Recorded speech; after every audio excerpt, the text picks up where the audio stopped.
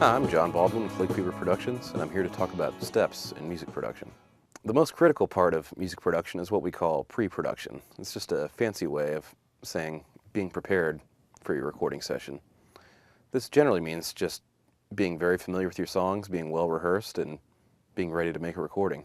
It can also mean familiarizing your producer or engineer with your songs or your sound, or even just communicating with the engineer or producer on what you'd like to sound like. If you're lucky enough to record in a studio that has enough space to isolate each musician, it's best to record all as a group. This gives you the benefit of being able to play your arrangements the way you rehearse them and lets you interact with each other as you make the recordings. This usually makes for a more natural sounding and a more fun recording. As you move through the overdubbing process, what generally can't be changed is the drums. That's what makes the drums so critical. As you get your initial tracks, the drums are the most important instrument, followed by the bass, then by the guitars or pianos, and then finally by the vocals. The vocalist is usually most comfortable all by themselves and is the easiest instrument to overdub. Overdubbing specifically is the act of laying new recordings on or replacing existing parts of your recording.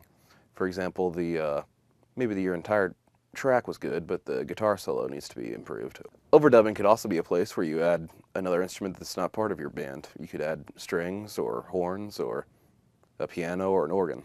At this point in the process, you'll have what's called a multi-track recording. This means the drums, bass, and guitars are all on different channels.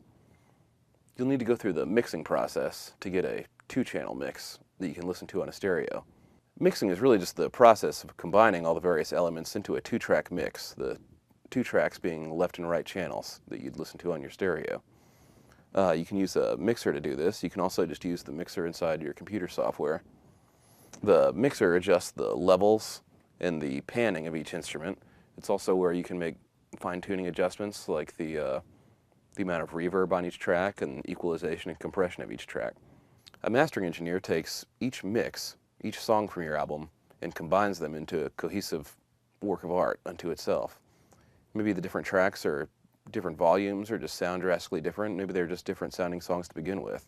Another part of the mastering engineer's job is to make your recordings ready for manufacturing. This means making a production master, usually a compact disc or sometimes a computer file like a DDP, and getting it ready to send to the CD manufacturing plant or the vinyl manufacturing plant.